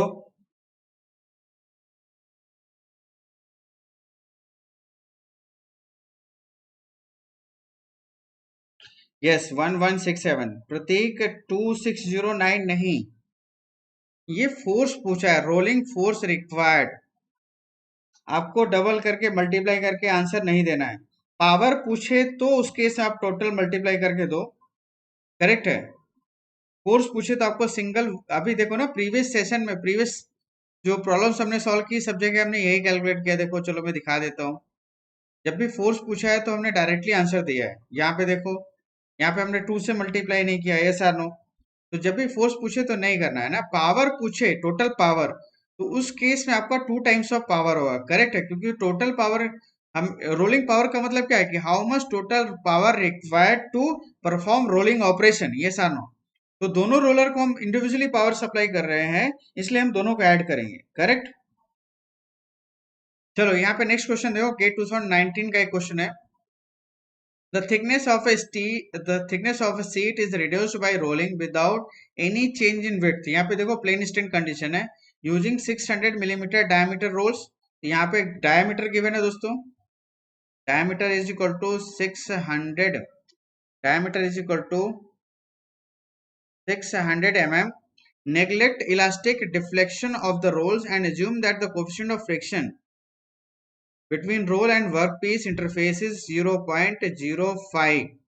The seat enters the rotating rolls unaided if the unaided का मतलब कोई एक्स्ट्रा फोर्स अप्लाइड पुश या पुल नहीं कर रहे हो। करेक्ट है, सीट को एंटर कराने के लिए ये ऑटोमेटिकली एंटर होगा। ओके प्रतीक, नो इशू, इसीलिए कहता हूं आप ध्यान से करो, एक एक स्टेप को प्रॉपरली फॉलो करो। करेक्ट, गलती नहीं करनी है। If the initial sheet thickness is 2 millimetre, initial sheet thickness मतलब H not is given, H not is given that is 2 millimeter। The minimum possible final thickness that can be produced, HF पता करना है by this process in a single pass। Correct है दोस्तों, देखो यहाँ पे क्या आएगा, तो once again as we know that here we have relation mu square into r equal to delta h। यहाँ से आप डेल्टा h पता कर सकते हो, mu is given that is 0.05 का होल स्क्वायर इंटू रेडियस। यहाँ पे देखो ये डायमीटर है दोस्तों, तो रेडियस क्या हो जाएगा, radius is nothing but this is equal to 300 millimetre. देखो क्या रहा है डेल्टा एच यहाँ से 0.05 स्क्वायर इंटू 300 0.75। यहाँ पे डेल्टा एच की वैल्यू 0.75। अब इसी को आंसर मत लिख के आना, क्योंकि आपसे कोई डेल्टा एच नहीं पूछ रहा, आपसे पूछ रहा है कि फाइनल हाइट क्या है। तो डेल्टा एच जो होगा दिस इज नथिंग बट, अब यहाँ पे H not minus H F, यहाँ पे ऐसा मत लिखना कि H F minus H not, ये H not minus H F है, और ऑब्वियसली एच एफ हमेशा लेस देन एच नॉट होना चाहिए, बस ये ध्यान रखना। तो यहाँ से एच एफ क्या आ गया दोस्तों, H not minus delta H, और ये 2 माइनस 0.75, तो इसका वैल्यू यहाँ पे मिलेगा 1.25 मिलीमीटर। तो एच एफ जो मैक्सिमम रिडक्शन है, जो फाइनल थिकनेस है, वो है 1.25। यहाँ तक आप एक रिड्यूस कर सकते हो वन पास में। Yes or no, 1.25। Yes Nikhil, correct answer.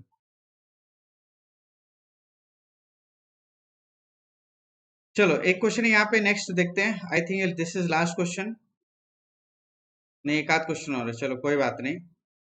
Next question देखो, a strip of 120 millimeter width and 8 millimeter thickness is rolled between two 300 mm diameter। यहाँ पे लिख लेता हूँ, width is given that is 120 mm and thickness is given that is h naught is equal to 8 millimeter, is rolled between two 300 mm diameter rolls।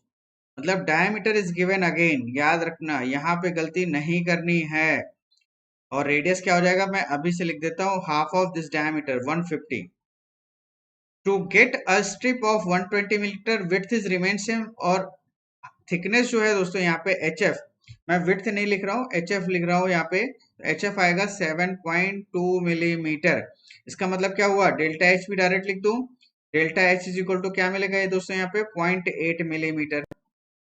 Correct. The speed of the strip at the exit, yes, V2 given है, that is 30 meter per minute. There is no front or back tension assuming uniform roll pressure. Uniform roll pressure, that is small p is equal to 200 megapascal. In the roll bite and 100% mechanical efficiency, the minimum total power required.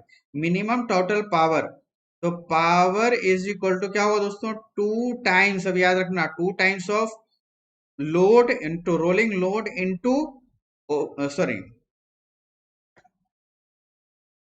yes, to rolling load into movement arm length into W, ऐसे लिख सकते हैं। Yes or no. तो ultimately मुझे यहाँ पे क्या क्या फाइंड आउट करना है, here we need to find out rolling load, movement arm length and W। Yes or no, correct है। और चूंकि वेलोसिटी गिवन है, चलो कोई नहीं, यहाँ से देखते चलिए वन बाय वन, देखो कैसे फाइंड आउट करेंगे। तो सबसे पहले मैं इस रोलिंग लोड को कैलकुलेट करूं, तो दोस्तों क्या आएगा, rolling load is nothing but rolling pressure into LP into W, ये होता है। मैंने सबसे पहले यही रिलेशन आपको बताया था। अब चलो इनकी वैल्यू पुट कर देते हैं। तो 200 mega pascal into projected length क्या आएगा दोस्तों, आर डेल्टा एच। तो आर यहाँ पे क्या है 150 इंटू डेल्टा एच, मैंने ऑलरेडी लिखा था 0.8। करेक्ट। तो यहां से दोस्तों आपको मिल जाएगा projected length into width. Width क्या है दोस्तों, width is nothing but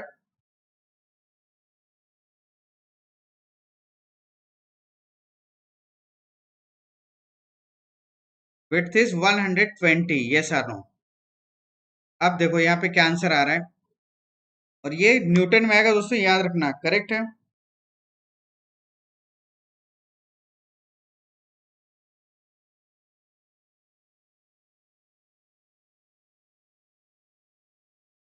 okay, तो यहाँ पे वैल्यू आ रही है, काफी बड़ी वैल्यू है, 229,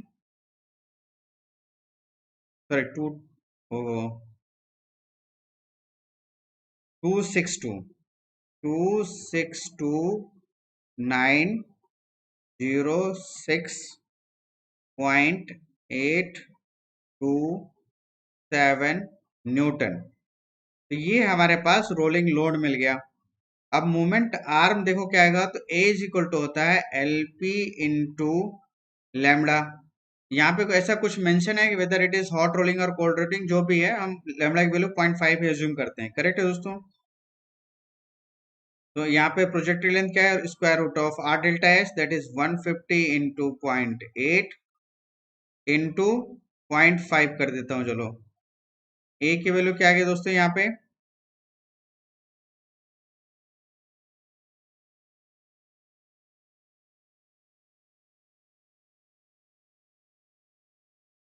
5.47, 5.4772 मिलीमीटर, ये मोमेंट आर मिल गया।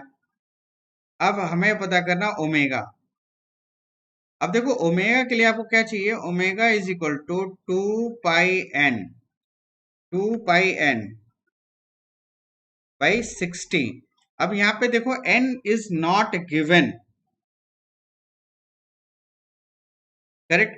n is not given, then how to determine the value of n? तो देखो यहाँ पे एक इंफॉर्मेशन शेयर है, exit velocity, correct, exit velocity, ठीक है। यहाँ पे आपको v2 गिवन है, that is 30 metre per minute. अब मुझे v1 पता करना है। सबसे पहले एंट्री वेलोसिटी क्या होगा, क्योंकि अल्टीमेटली यहाँ पे जो n होगा दोस्तों, this is the speed of, n is the speed of roller है। मुझे रोलर की स्पीड चाहिए, जबकि वेलोसिटी स्ट्रिप की गिवन है।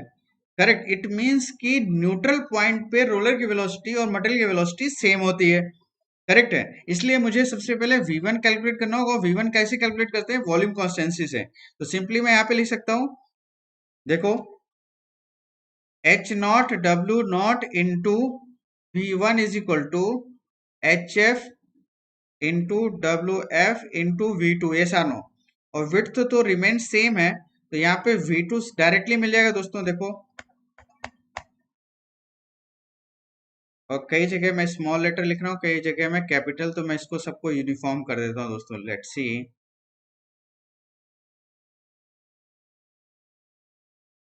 This is v2 and this is v1, correct. यहां से देखो v2 क्या आ जाएगा? v2 is equal to h not, that is 8 millimetre, और ये तो कैंसिल आउट हो गया। एंड v, यस, v1 तो पता करना था, नॉट v2। तो v1 is equal to hf, that is 7.2 into v2 is given, that is 30 metre per minute, divided by h not, that is 8 millimetre. तो यहां से आपको मिल जाएगा दोस्तों v1। तो 7.2 इंटू 30 डिवाइडेड बाई 8, ये तो आ जाएगा दोस्तों v1 is equal to 27 metre per minute. अब देखो, मुझे यहाँ पे स्पीड चाहिए एट न्यूट्रल पॉइंट, जहां पे रोलर की वेलोसिटी और मटेरियल स्ट्रिप की वेलोसिटी सेम होगी। बट ऐसी कोई इंफॉर्मेशन यहाँ पे शेयर नहीं हुई है जिससे मैं न्यूट्रल पॉइंट पे वेलोसिटी फाइंड आउट कर सकूं। तो इसके लिए मैं यहाँ पे क्या जुगाड़ देख रहा हूँ कि मैं यहाँ पे मीन स्पीड देख लेता हूँ कि मटेरियल की, क्योंकि हमें पास v1 और v2 क्या है? These are minimum and maximum values. तो मैं यहाँ पे एवरेज स्पीड पता कर लेता हूँ और अज्यूम कर लेता हूँ कि this average speed of the strip is nothing but this is equal to velocity of the material at the neutral point. Yes or no? Correct. तो यहाँ पे v1 प्लस v2/2, और ये आ जाएगा दोस्तों 30 plus 27 divided by 2। Yes or no? यहां से क्या आ गया? देखो, vm, और इसी को कहूंगा velocity at neutral point, velocity of the material at neutral point, correct. And this is nothing but this is tangential velocity of the roller at neutral point. और न्यूट्रल पॉइंट पर रोलर की velocity और strip की velocity same होती है, हमने already previous session में देखा था। करेक्ट है। तो ये आ जाएगा दोस्तों कितना? 30 प्लस 27 डिवाइडेड बाई 2, 28.5। तो 28.5 मीटर पर मिनट, करेक्ट है। ये आपको मिल गई velocity of, tangential velocity of the roller. Is it clear? और जैसे वेलोसिटी मिल गया, तो दोस्तों आपको आपको पता हो, अगर याद हो, tangential velocity of the roller is written as pi D N. अगर मुझे मिनट में रखना है एन को आरपीएम में, तो पाई डी एन में डायरेक्टली यूज करूंगा। तो n इज इक्वल टू क्या आ गया, v अपॉन पाई डी। ये सार नो, क्योंकि मुझे n चाहिए। करेक्ट है। तो v क्या है दोस्तों, वेलोसिटी ऑलरेडी पता है 28.5 डिवाइडेड बाई पाई, और डायमीटर क्या दिया हुआ है 300 मिलीमीटर, और ये मीटर में है तो इसे भी मैं मीटर में रखूंगा तो 0.3 आ जाएगा।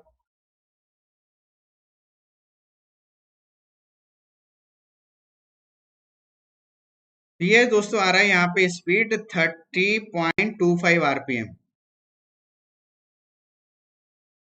करेक्ट। और जैसे ही मिल गया मुझे n, तो ओमेगा अब लिख सकता हूं मैं 2 पाई n डिवाइडेड बाई 60। ये आर नो? तो 2 पाई into n, that is 30.25 divided by 60।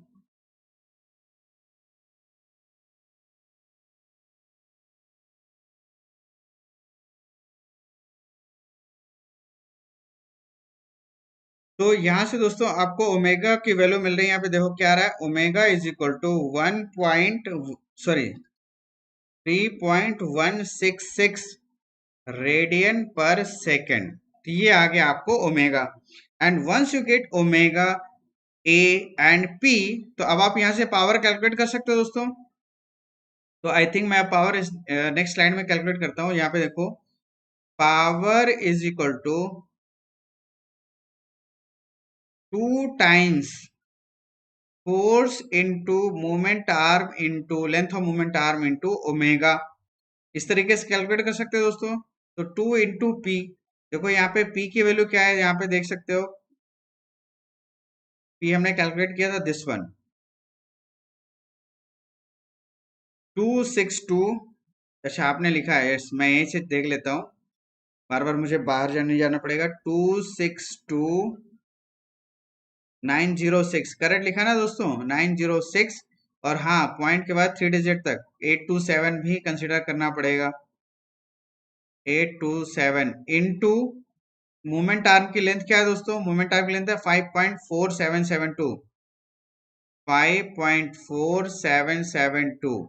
और n की वैल्यू है दोस्तों यहाँ पे 3.1667। करेक्ट। चलो इसको मल्टीप्लाई कर लेते हैं। तो 2 इंटू,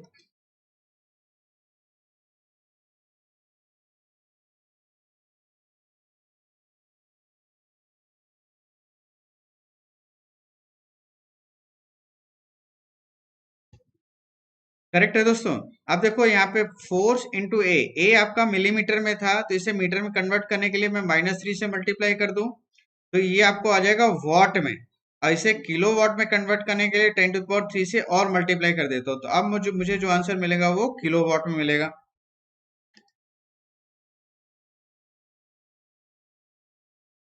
तो यहां से दोस्तों आंसर आ रहा है 9.1199 kilo watt. This is the total power required for rolling operation. तो आई थिंक सबका यही आंसर आ रहा है। 151 नहीं बालक, निखिल चेक करो एक बार क्या गड़बड़ हो रही है। 9.1199 या 9.12 भी आप लिख सकते हो, 9.12 kilowatt. Yes or no? ये आंसर आएगा दोस्तों।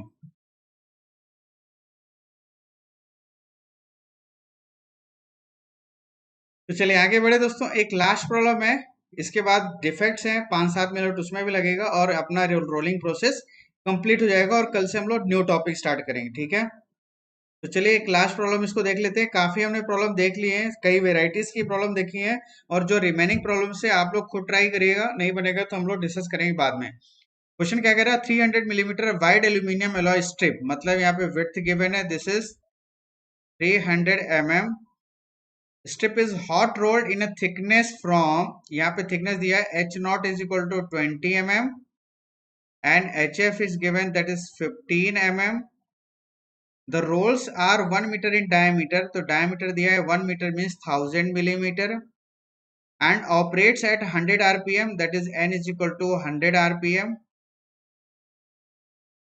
The uniaxial flow stress for the aluminum alloy can be expressed sigma is equal to 140 into epsilon to the power 0.2 mega pascal.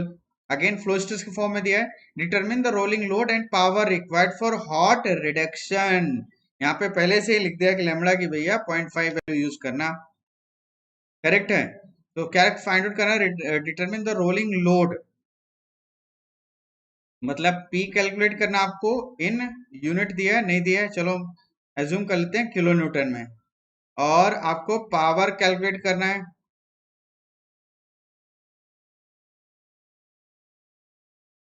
In kilowatt. चलो तो सॉल्व करने start करें दोस्तों। तो सबसे पहले आप देखो मीन फ्लो स्ट्रेस निकाल लो, k epsilon to the power n upon n plus 1। And now as we know that true strain is nothing but this is ln H F by H not. और यहाँ पे इसकी value put कर दे, देखो क्या आएगा। ln H F is given that is 15, yes 15 by 20, yes or no. तो इसकी वैल्यू आ जाएगी दोस्तों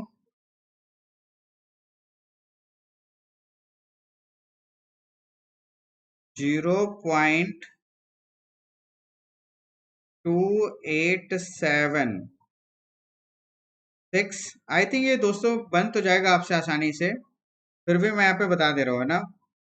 तो देखो सिग्मा एम क्या आ गया, 140 into 0.2876 to the power 0.2 divided by 1.2, yes or no.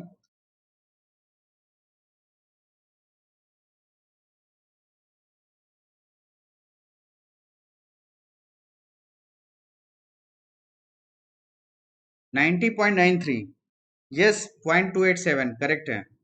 और सिग्मा एम की वैल्यू है 90.93 मेगा पास्कल। चलो यहां से आपको मिल गया क्या दोस्तों, मीन फ्लो स्ट्रेस की वैल्यू मिल गई। आगे बढ़ते हैं।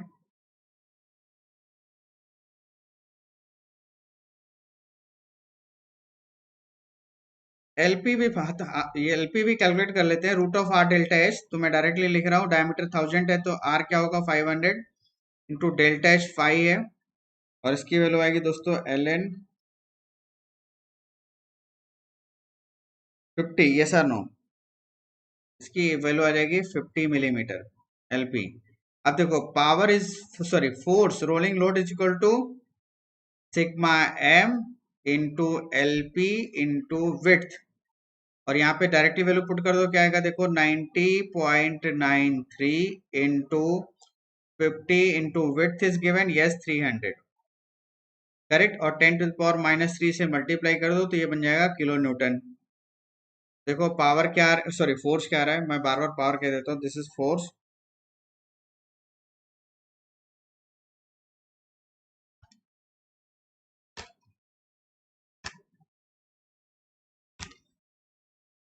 थर्टीन हंड्रेड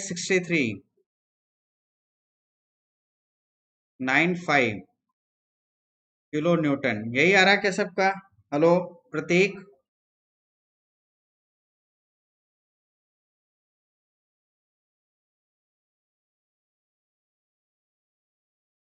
चलो अब नेक्स्ट देखते हैं पावर दोस्तों।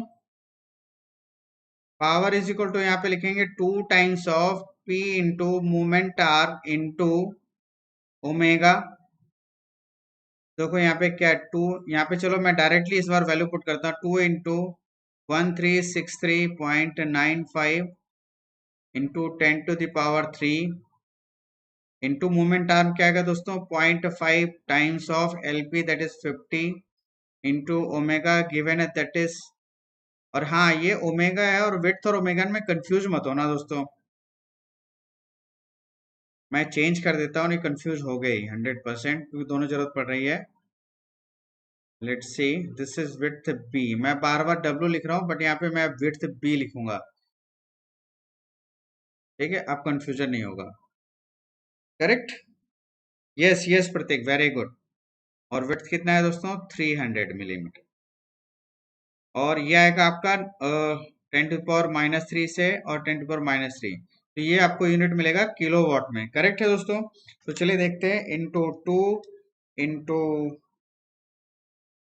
देखो यहाँ पे इससे ये कैंसिल आउट हो गया, 0.5 इंटू 50 इंटू 300 डिवाइडेड बाई 1000। ये आ रहा है दोस्तों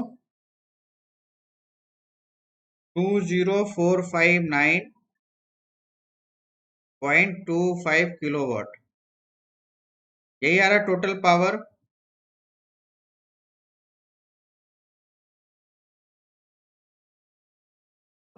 करेक्ट है दोस्तों।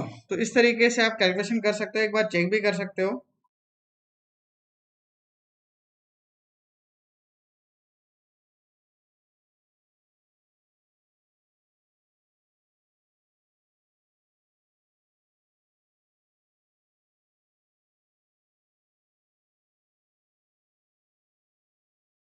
20459 point, yes yes, correct answer, very good.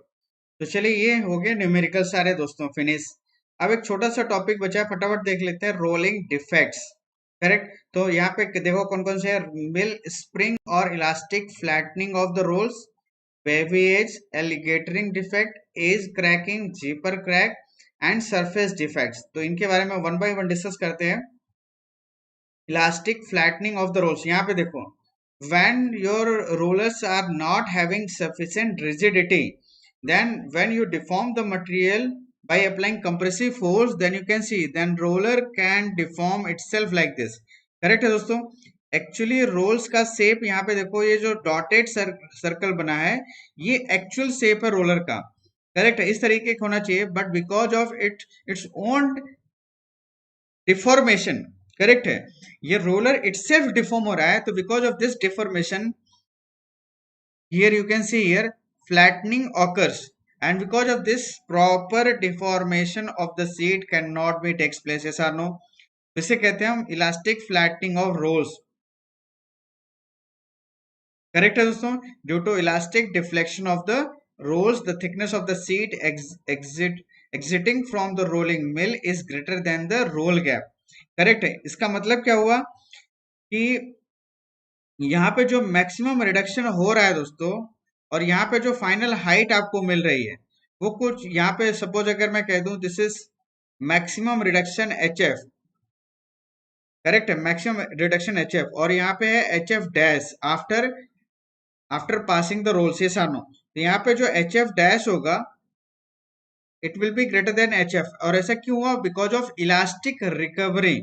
यहाँ पे देखो ये रोल्स इटसेल्फ डिफॉर्म हो रहा है, इसकी वजह से यहाँ पे क्या होगा, लिटिल बिट इलास्टिक रिकवरी होगी, और जो फाइनल एग्जिट में आपको जो हाइट मिलने वाली है, that one is higher than the जो डिफॉर्म यहाँ पे हुआ उससे। करेक्ट है। तो यहाँ पे रोल गैप, जिसे हम कहते थे रोल गैप, अगर यहाँ पे एच एफ को हम सिंपली कहते हैं this is the roll gap, तो रोल गैप से ज्यादा हाइट मिलेगी, ये सानो। और इसका सिर्फ एकमात्र रीजन है elastic recovery. Is it clear?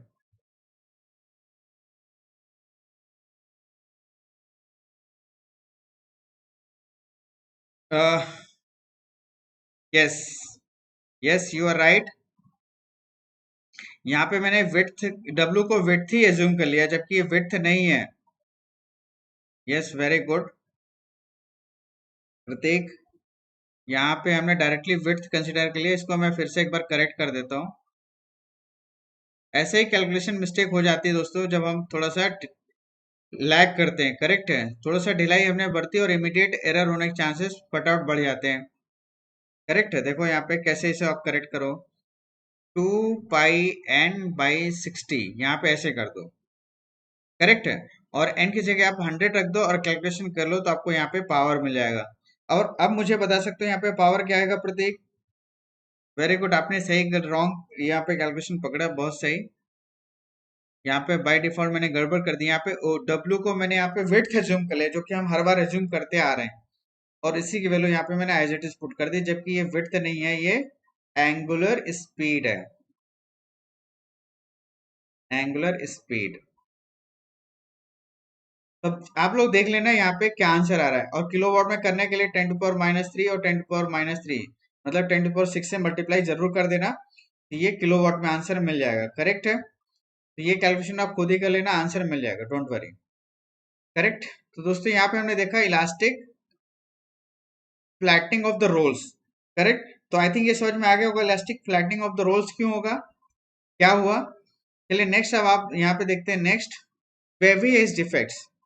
These are the results of roll bending, the strip is, roll bending मतलब देखो कैसे, फॉर एग्जांपल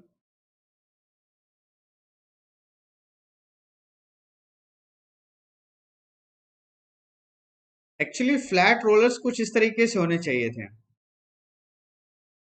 करेक्ट है दोस्तों। और इन बिटवीन यहाँ पे आपकी जो स्ट्रिप है उसे हम कंप्रेस करेंगे, but sometimes the material strength is higher and it needs higher rolling load, yes or no. बहुत ज्यादा आपको रोलिंग लोड की नीड है, और आप या आप बहुत सारा डिफॉर्मेशन एक साथ करना चाह रहे हो, तो आप क्या करोगे, इसको कंप्रेस करोगे, दिस इज योर स्ट्रिप और ये रोल्स। तो होगा क्या दोस्तों, because of higher rolling load, because of higher rolling load ये क्या होगा दोस्तों, ये कुछ इस तरीके से बेंड हो जाएगा रोलर, करेक्ट है। कुछ इस तरीके से बेंडिंग होगी दोस्तों रोलर, और because of this bending you can see here edges में, आप जब डिफॉर्मेशन देखोगे तो एजेस में रोलर के बीच में गैप कम है एज कंपेयर टू सेंटर। तो सेंटर में यहाँ पे गैप देखो ज्यादा है और एजेस में गैप कम है, तो ऑब्वियसली एजेस में डिफॉर्मेशन ज्यादा होगा एज कंपेयर टू सेंटर, ये सानो। यहाँ पे कह रहा है कि the strip is thinner along its edges than at its centre. Obviously यहाँ पे थिकनेस कम होगी कि नहीं, जो आपको स्ट्रिप मिलने वाली है आफ्टर डिफॉर्मेशन कुछ इस तरीके से मिलेगी, it is looking like this.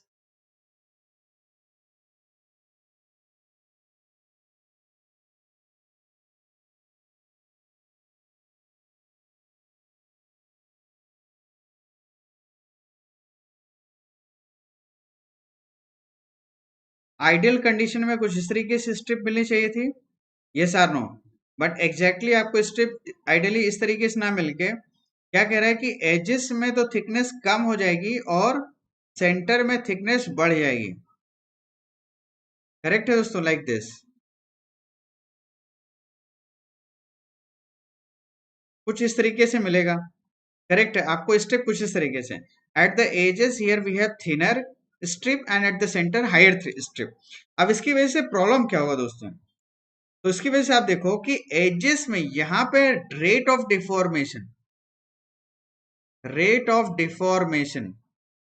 at the edges is greater than the rate of deformation at the center। यहां पे मैं लिख देता हूं, rate of deformation at edges is greater than the rate of deformation at the center। ये समझ में आया कि नहीं, ऐसा क्यों हुआ, क्योंकि एजेस में मेटल ज्यादा डिफॉर्म हो रहा है, थिन मिल रहा है, जबकि सेंटर में मेटल डिफॉर्मेशन कम हो रहा है, थिक है यहाँ पे सीट। तो ऑब्वियसली एजेस में डिफॉर्मेशन ज्यादा होगा, सेंटर में डिफॉर्मेशन कम होगा, तो ऑब्वियसली एजेस में लेंथ का increment delta L at edges ये फास्टर रेट से इंक्रीज होगा as compare to delta L at centre.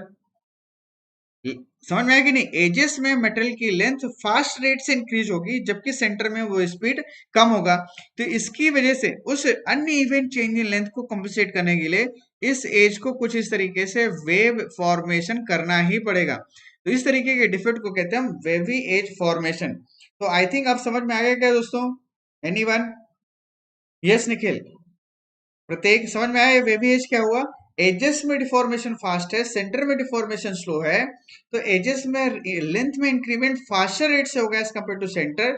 तो इंक्रीज लेंथ को कंपनसेट करने के लिए यहाँ पे एजेस क्या हो जाएंगे दोस्तों, कुछ वेव फॉर्मेशन कर लेंगे सानो, और इसी तरीके की एज फॉर्मेशन को कहते हैं हम वेवी एज डिफेक्ट।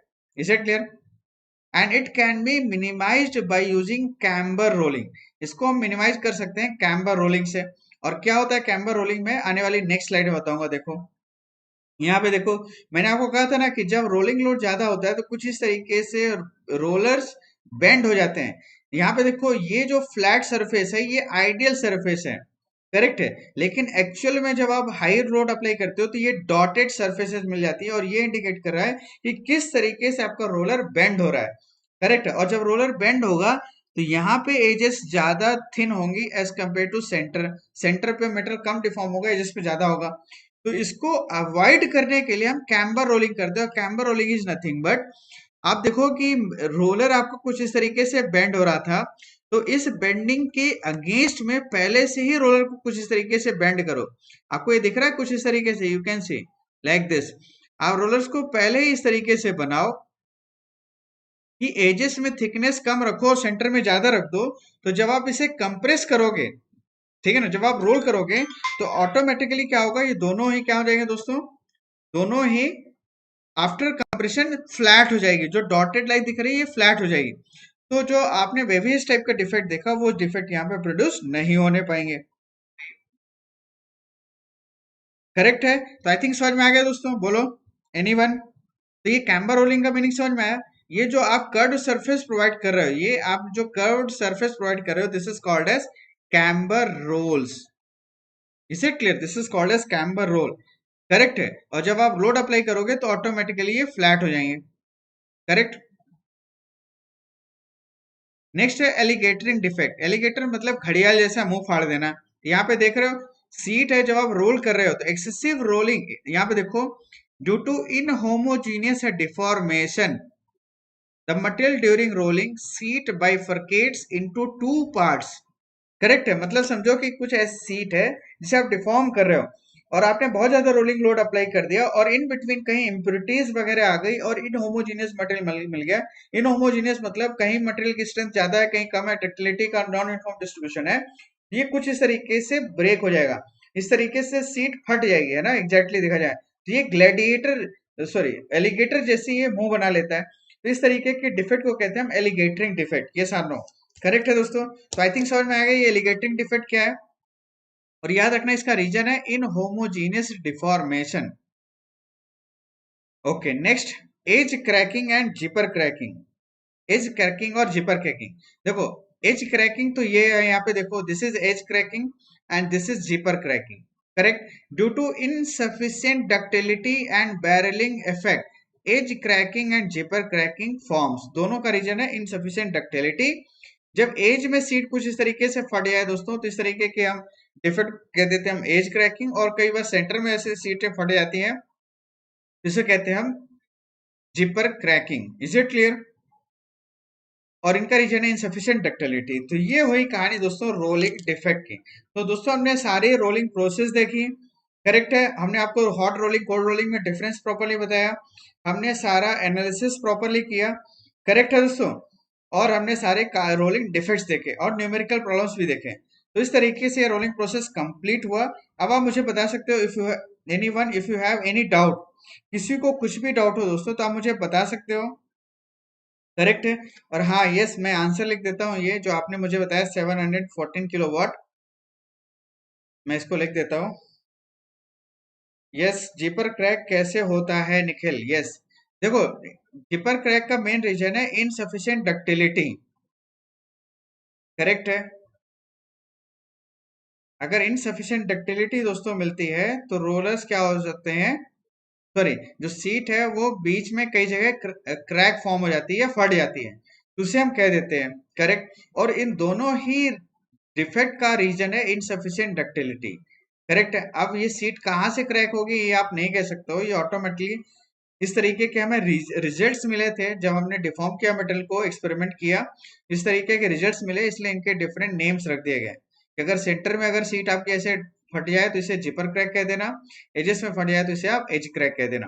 और दोनों का रीजन सिर्फ ये है insufficient ductility and barrelling effect. ये सर, और बैरलिंग इफेक्ट क्या है ये भी आपको पता है ऑलरेडी। करेक्ट है निखिल। तो ये ऑब्जर्वेशन से चीजें मिली है इसलिए हमने इनको बता दिया। और इनका सिर्फ एकमात्र रीजन है that is insufficient ductility and barrelling effect, that's it. और कुछ किसी को कुछ पूछना है? प्रतीक, एनीवन, कोई और जो क्लासमेट है?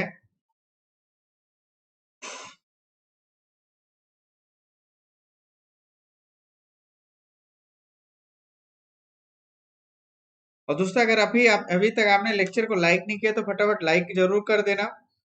करेक्ट है। और जो भी चैनल को सब्सक्राइब नहीं किए हैं आप लोग सब्सक्राइब भी कर लो, और साथ में टेलीग्राम चैनल जरूर ज्वाइन कर लेना है, जिससे ये जो भी क्लासेस हो रही है उनके नोट्स आपको टाइम से मिल सके। करेक्ट है।